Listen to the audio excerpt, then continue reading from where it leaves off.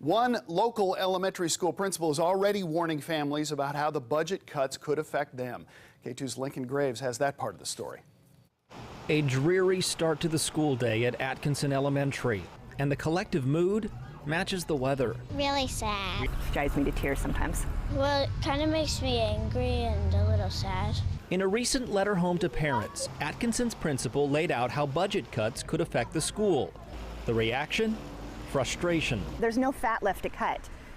Parents are already supplying the glue sticks and the Perel and the colored pencils and the crayons and the Kleenex and the wipes.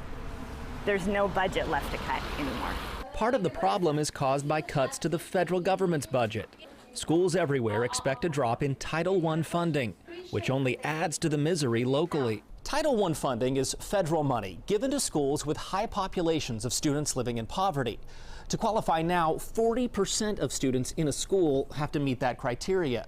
Atkinson's number is 48%. But under the proposed budget, the threshold would be raised all the way to 60%, meaning Atkinson's money would disappear.